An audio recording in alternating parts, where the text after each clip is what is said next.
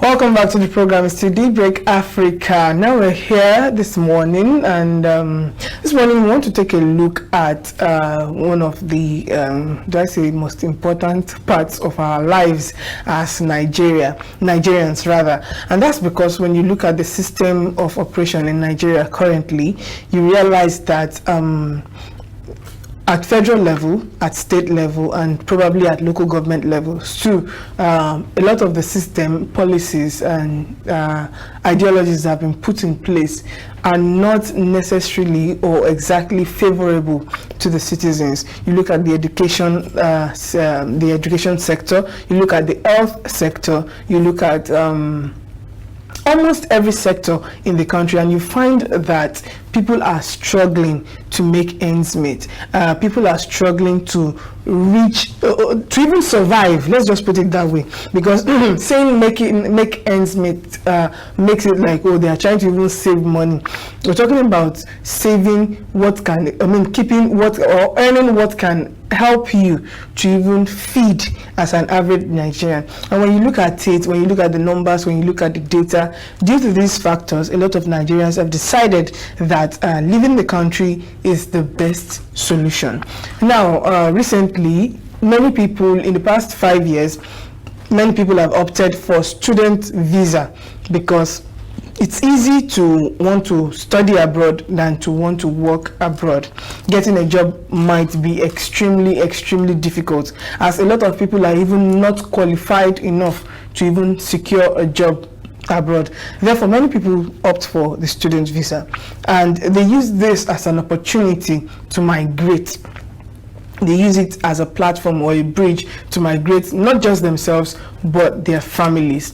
And according to recent statistics, over 50,000 Nigerians moved to the UK between January and now, and over 60,000 dependents moved into the country with them, which means that for every single student that is being admitted in the UK, at least one of them is leaving the country, leaving Nigeria for the UK with maybe a child, a wife, or 2 children, or some 3 children, as the case may be. Joining us to talk about this morning is one of our own. We have with us Grace Cofie. Good morning, Grace. Good morning. Thank you for having me. How you doing? Okay, so viewers, we're talking about this thing very quickly behind the camera before we came back on air, and Grace asked a particular question, and I think that's where I want to pick the conversation from, which is that, is it entirely bad to want to leave the country with your family? Okay. On student visa. Visa rather. Okay.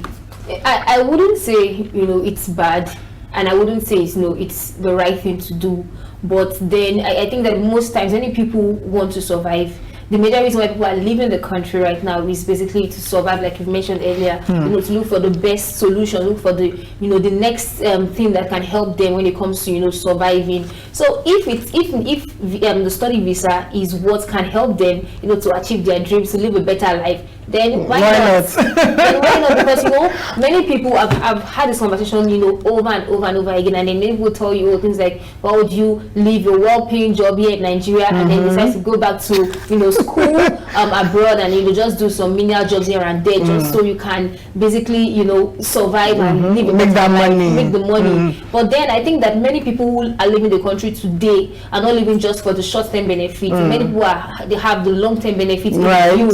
So if I have an opportunity to leave the country and study, I would go. I would definitely. And if I have to take along maybe people, if I have maybe a husband and children, and if definitely I will definitely want to take them along, because why am I doing this? I'm not really doing it for myself. I'm doing it for my children. I'm doing it for for my family basically. So if you ask many people who have traveled and be dependent, they tell you it's not basically because of them. It's just for their families and their children majorly. Right. I also agree with you with the fact that it's not entirely bad. It's not bad in the sense that when you want to leave, most people live with the mindset that, okay, I want to make life better for my sons and myself. I want them to have that experience of what a proper system should look like. Okay, let's paint a scenario. An average banker in Nigeria with the, in quote, well-paying job is earning maybe 80,000. I know bankers don't earn more than 80 to 150. 150. Yes. So you is earning maybe 80,000 or 100,000 per month, and it looks okay. It looks as if everything is fine. He's living in a 2-bedroom flat apartment with 2 children and his wife. But the reality is, probably because he's in the banking sector, he has access to loans and things that makes life easy for him. But then the money is not actually enough. Now, something happened in 2019 or 20, if I'm not mistaken, and that's with one of our commercial banks in Nigeria. At that time, I knew about 2 or 3 people working in that particular commercial bank, and sometime in 2019 or 2020, I can't really remember which year, but I know that somewhere between that period, they retrenched hundreds of their members of staff, of their contract staff, because that's the guys under which they hired to let them go. Now they let these guys go, and I was speaking to them, and it was, you would want to cry when you hear their story. Many of them had served for 5, 7 years, even some 10 years. 10 years, and it's not fine. They might get some benefits. Not all of them get benefits, because it also depends on how long you've worked, what level you got to. Those are the factors that will determine if you would even get anything out of the job. And then I found out that a lot of them were in debt. They were owing a lot, and they were not just owing; they were owing the bank. The same bank that fired them, and some of them were owing other banks, because when you're working with a commercial bank, you have the opportunity to get soft loans from other banks. So, and by the time they retrenched them, there was one that he would have actually committed suicide, if not for family and friends that rallied round, because you're doing a job, they transfer you suddenly to maybe Ikeja. Now you look at the cost of transportation. You have to now move your wife and your children. Even if you don't move them, by the time you calculate the cost of transportation, you have nothing to hold on to. And you are doing this job hoping that one day you become regional manager, because that's the target for every banker. If you don't get that high, you cannot make anything reasonable out of banking. And a lot of them were depressed. They are taking loans to rent house. Some of them are taking loans to get cars, and it was a really messy situation. Now you find that people like this are the ones who usually want to travel out. You just find that someone who is working, who looks okay, who is driving a Toyota Camry, next thing he just says he wants to go and do his masters. Not just travel out, I want to go and do my masters. Some of them have even done masters in OAU or Unilag, but they go for a second masters in the UK, and you start wondering, why are they making these moves?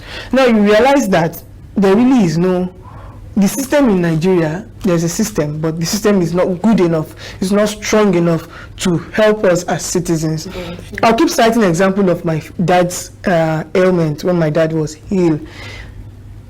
It was lack of proper health care that killed the man. I can say it anywhere. It's not because of anything. There's one junior pastor under my dad. He used to say it. He would say, "There's nothing else that killed Pastor Robert. It is just improper health care."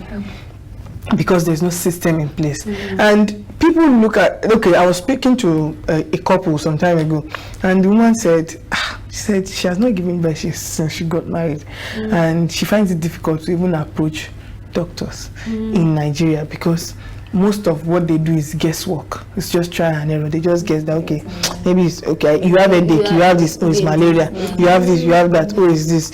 She said there was a friend of hers that in the early weeks of their marriage, the wife had a UTI, and the husband contracted it from the wife. And when they called the doctor asked about their symptoms, and next thing they said they had gonorrhea. Now that would have actually ended the marriage, because it now looked as if someone cheated while they were courting, because it was just like a week into their wedding. So it looks like, and before you knew, there was trust issues. It was later someone now told them that, were you diagnosed of this thing? Was there a test that actually showed that you had gonorrhea? So you find that it's based on improper healthcare system in the country. Now, when people see many of these things, when you look at it, you know, for example, now that if you have a child, okay, I think I'm the only one married here, but both of you will definitely get married someday. If 3 of us had children, the odds that your child will gain admission in a public university is like 1 out of 100. Exactly. Except you can afford a private university, you are likely not to gain admission. And an average private university in Nigeria starts from 400,000. 400. Okay, Glorious Vision University is the cheapest, which is 481,000 if I'm not mistaken. So it starts from that price. That's like $500,000. How many months' salary, Grace, do you have to save to be able to pay for that? So by the time you put all those things into consideration, and you know that when you travel out as a master's student, you can work, your wife can work as a dependent, and she will make enough money, both of you will make enough money to train your children in schools. And if in the space of that 3 years, maybe your child is already, your firstborn is already 17 years old or something, that one gains admission, he has extended his own stay, and maybe the other children to gradually, it becomes something that works. So I don't think it's entirely bad. It's not. But the bad side is that the people who own this country, they are the owners of the country. Definitely. Or how do I put it? But when you look at it, I feel that if Nigeria had a system that worked and people started migrating into Nigeria, we know, let's be factual, we know how we react when we see an Igbo man. As a Yoruba man, you know how you react when you see an Igbo man in your street. We even see this, this popular slogan of Ghana must go. Right. There was a time when you really migrating into the country. Yes, and we actually sent them out. Exactly. So it was because the system was good. Yes. And there was war in Ghana, and people had reasons to leave Ghana and migrate to Nigeria. So when you look at it, the truth is that even our own we people, like a Yoruba man too, and outside, there's a new Hausa man on the street. What's he doing here? Where is he from? You start questioning. So imagine the influx of Nigerians in other countries. Look at the figures I called in just a space of 5 months, over 50,000, and the 50,000 of them went there with over 60,000 relatives. Wow. So for every single Nigerian, is looking for easier life, easy life. Right. So I think they are using the opportunity to move out of the country. As much as it is good, we know that most times the children can be say maybe under 10 years of age, under 5 years, and they have to. There's the process of childcare, which is also a very heavy bill to pay when you are in the UK. And then of course there are so many things that while we can say that it's good because in the long of course later on you begin to reap the benefit of the sacrifices you've made over time. I think that initially the first 2 years, first 3 years will be very, very, very terrible, and then people begin to realize that they shouldn't have made that move or made that decision. And that is where we see that, because at the end of the day you realize that most times they have to send these dependents back home because they cannot afford to take care of them. A lot of people fake that the UK these foreign countries usually ask them for there's the word they use for it, a statement of account that shows that you can afford to live over there. Yes, proof of funds. I was talking to, I think I told Grace earlier today that I was talking to my brother-in-law at some point, and he was asking about rent, and I said, it's just about 300,000 or so, and he was like, what? That's my rent in a month. And that's what we are paying for the whole year. In fact, you collect change from that 300,000. That's the fact. In my own house, you collect change. And it was like, no, that's all we pay for. Just 1 month. So you look at the cost of living over there, you look at everything. But for students, I feel like it might be a little bit easier. And you know that even as students, you have the liberty to work just 20 hours a week. Yes. And then we realize that many people are actually going overboard. Right. They're going over, they do extra under the table jobs and just out of like offline jobs and all of those things. So that once you're through with the job, they give you cash. You don't have to go transfer. So these are there are many things, and then you realize that the next thing is you can apply to a school, give admission. And one thing about UK admission, the process is so fast. You can get your admission letter, and then you are happy, you can move. And another thing again is you can actually split the bills. Split the payments for maybe over 9 months. So they give you a very flexible payment option. So these are the enticing factors that make so many people want to go. But the reality is that the goal for many people is not to study. Definitely, it's not to the goal is to be a UK resident or whatever they want to call it, or US resident, as the case may be. But I think that irrespective of what you have in mind, it is because people often get carried away by the fact that, oh, we want to go and study, and then before you know, like 5 family members are following them. I don't think on one side that is fair on the UK citizens. Yes. Because movements like that, migration like that, could trigger xenophobic attacks. It could trigger, even if not the attack, it could trigger xenophobia. Because, okay, something happened in 2020 or 2021, thereabouts, where there was brain drain in the teaching sector of, in the education sector of UK, and they were trying to employ citizens, people that were residents in the UK already, and a lot of them were rejecting the jobs because the pay wasn't enough. And the government said, if you're not going to take the job, we're going to employ we are going to employ immigrants or foreign teachers. And they did that. The UK had initially banned Nigeria especially from, but I feel that that's why you know that in a way Nigeria has qualitative persons and educated persons, because by the time probably when the UK looked at all the countries in the world that will get them that the quality of teacher they need, Nigerians that, and they opened it up, and before you know it, I remember there was in my husband's church, there was in their choir, they were like I think 600 of them in the choir. Almost 700 people left. Everyone was now scanty. Like 70% of the members of the choir, they left, and someone had the slot. So the person just brought the form to the church, and everybody just applied, and they went for the teaching job, and that was just it for them. So another thing is, there's speculations that the UK government might ban master students from bringing their dependents. Yes. So now when we begin to think, we don't know how, we don't know if it's going to be passed, that route is going to be passed. But then when you begin to sit down to think about this, and you realize that that of course in that aspect, when it comes to study visa and all, the number might reduce, and then people might want to transition into work visa. But getting a job is difficult. And another thing is that it's not for all students. If you are doing your undergraduates, you're fine. You can come in with dependence as long as your study is 3 years and more. The people that will suffer it, they are the master students. And everybody after the 3 years or after the 3 years study, like if you get a job within maybe like 3 months or so, you're liable to stay there.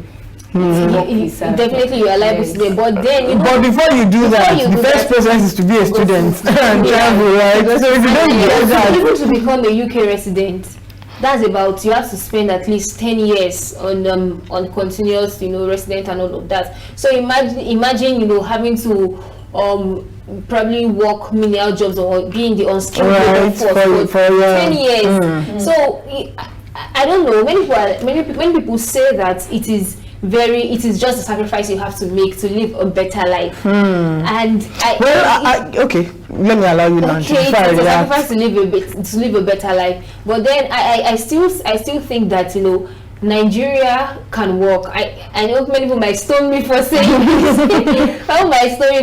this, but the idea of just taking your bags and leaving, and at the end of the day, many people regret it, because they realize that life in Nigeria is way different from the life abroad. It's different from the life in the UK, and it's so different that they cannot handle it. They don't know how to manage that life, that kind of life, and then they begin to feel like, oh, why did I even go, why did I have to leave, and all of that. So at the end of the day, while study visa is a good way to migrate, is a good way to live, you still need to count your costs. You still need to place all your cards on the table and really play it well, because if not, I agree with you that Nigeria will work, but I feel like I don't know about many people regretting it, because the people that I know, I don't know a single person that has regret. Many of them, there are people that will tell you the facts. that will tell you that, okay, this is how this is bad here, this part is bad here. But overall, regretting their move to the UK or US or Canada, I have not really seen one person that has regretted that move. However, that depends only on one job. Right, you can hardly do that. 2-3 jobs. However, I want to talk about settling for unskilled labor before proceeding into whatever. The fact, I think one of the parts where most of them have mentioned or talked about is the fact that most times you are likely to not have a career. But personally, I think we talked about travel sometime, maybe like 3 months ago on this program. Yes. And I remember what I said about their caregiving job. I don't want to leave Nigeria to go and wipe a white man's ass and all of that. So I was speaking to one of my friends who had traveled, and he said something. He's a journalist. He was a journalist. Wow. And he said something. He said, the way you see the unskilled labor will determine your mindset. It will determine if it's something you will regret. Now, he now spoke specifically about caregiving job. He said when he started the training, that initially he was always like, so this is what I'll go and do. Or anything I will have to do to just leave this country, I will do it. So when he said it was when he started the course, because there was a course he did, a very lengthy course. So he said when he did the course, not really lengthy like that, something you can finish in 3 or 4 days, but it's bulky. So he said when he started doing the course, and he looked at the laws that were on ground protecting him doing that job, he looked at the laws on ground protecting the person he's attending to, the one on ground protecting his company. And he said he became confident that this job might be unskilled, but it's actually a career path if you choose it, if you want it to be, if you want to see it that way. And then he explained a lot of things, a lot of other jobs that we may see as unskilled. There are professional bartenders. Exactly. That's what they do. That's their career.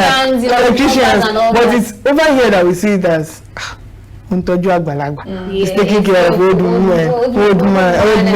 And there are things that people could be, there are jobs that you can settle in as a career. He now said something that when he was doing the course, he realized that this is like it just needs 20% more. You just need to study a little bit about medicine for you to become a nurse. After being a caregiver. So when you look at those things, you realize that a lot of them get there. They go through training and their mentality changes. I would like to say something about unskilled labor, and I think this is a distinction between working as an unskilled laborer in the UK, or let's say abroad now in general, and then in Nigeria. I realize that in Nigeria they even ridicule you for doing certain jobs that are not even.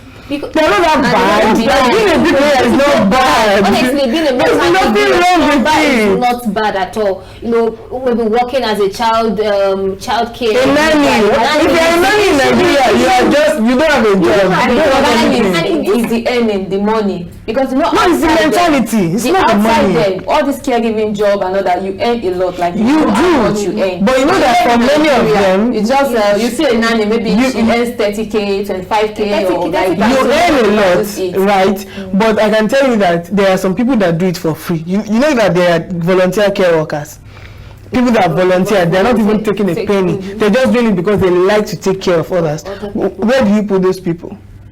But in Nigeria here, just be a nanny. You don't have any job. I talking about 30k for nannies. Field attendants, how much are they collecting? But because you are very short and troubled, they feel like you have more prestige than someone who is a nanny. And the thing is, this type of jobs are not very easy to find. Taking care of people. Oh, okay, to even do. Right. Having to fix the electricity of the house and all of that. So we don't compensate people enough. We don't give them credit enough. I think we are all guilty of it. If the service is supposed to be for maybe a 20K, we'll tell them, why would you We'll collect give them down to 20K? 1.5. Honestly, People are that cruel. So these are the issues, because we do not really understand, or we do not really take this type of job as a very serious one, or we don't put honor to to this right. this job. We don't give them credit for how much work they do. Many people feel like, oh, I can't do it. I can't be a nanny. I can't be a caregiver. It's very. There's nothing wrong with those jobs. Well, let's call it a wrap. Let's call it a wrap on this episode. Thank you so much, Grace, for joining us. Thank you for having me. All right, viewers, that's how far we can go on the discourse segment of Daybreak Africa. We're going to a quick break now. When we return, Daybreak Africa continues. Do stay with us.